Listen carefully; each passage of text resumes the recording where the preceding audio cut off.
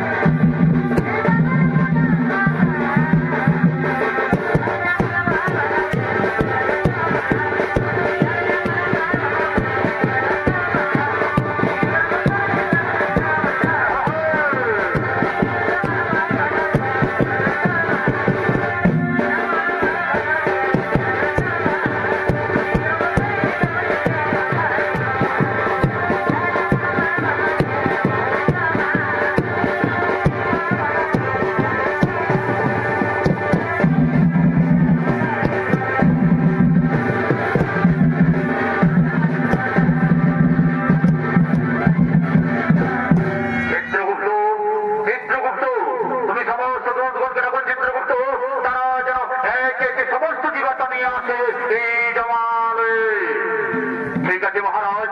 তাই হবে ওরে দুর্গণ তোমরা একে সমস্ত জীবাত্মা নিয়ে এসো এই জমালে।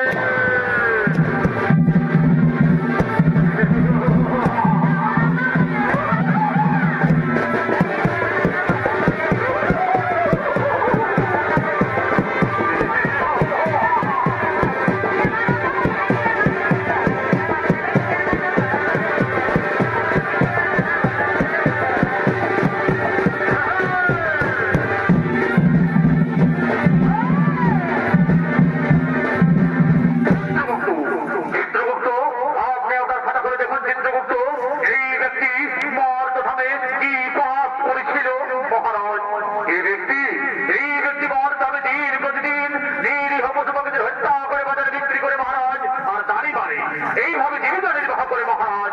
তাই বলুন মহারাজ এই ব্যক্তিকে কি শাস্তি দেওয়া হবে?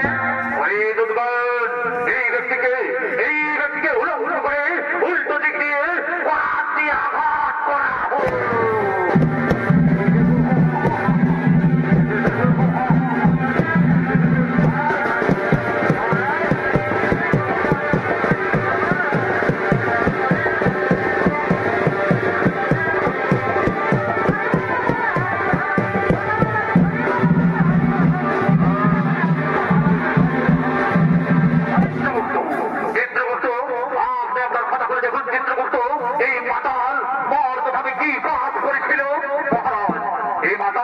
এই মাতাল প্রতিদিন মদ্যপান করে বাড়িতে যেত মহারাজ।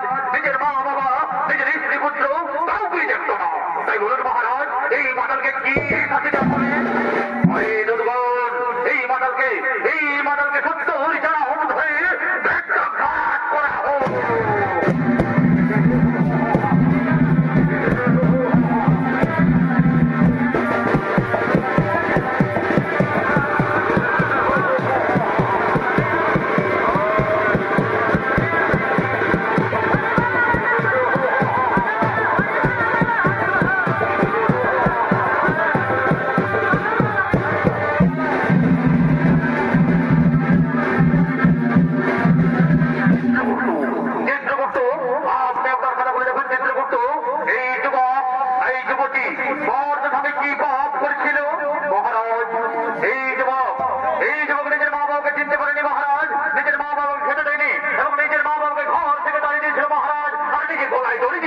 আত্মহত্যা করেছে মহারাজ।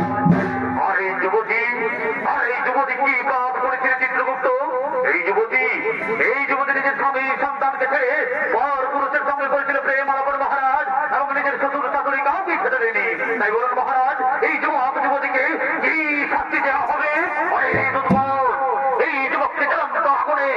আর এই যুবতীকে গরম তেলে নিক্ষেপ করা হোক।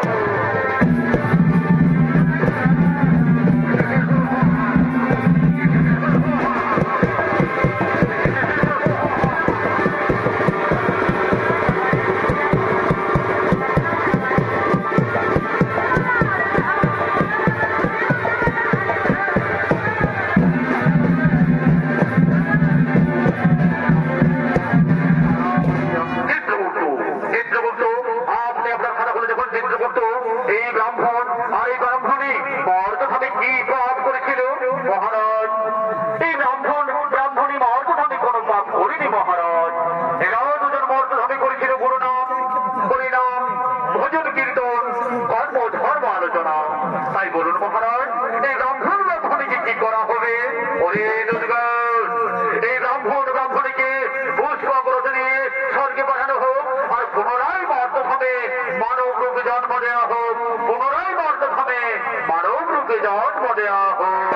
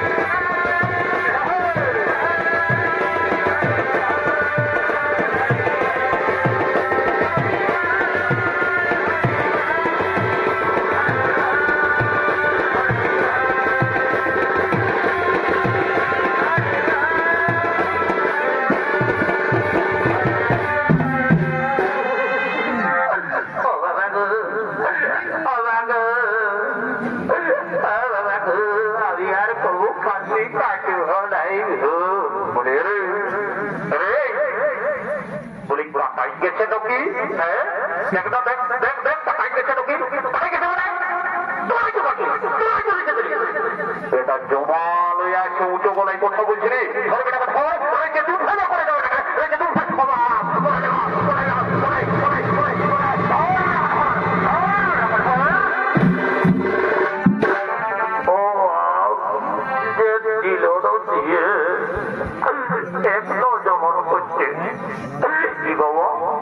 আমি কোথায় এসে পৌঁছেছি রে বাবা? ঈশ্বরের যমরাজকেও দেখতে পারি, চিত্রগুপ্তকেও দেখতে পারি, মনে হচ্ছে এটা জমালই বটে। আসলাইয়া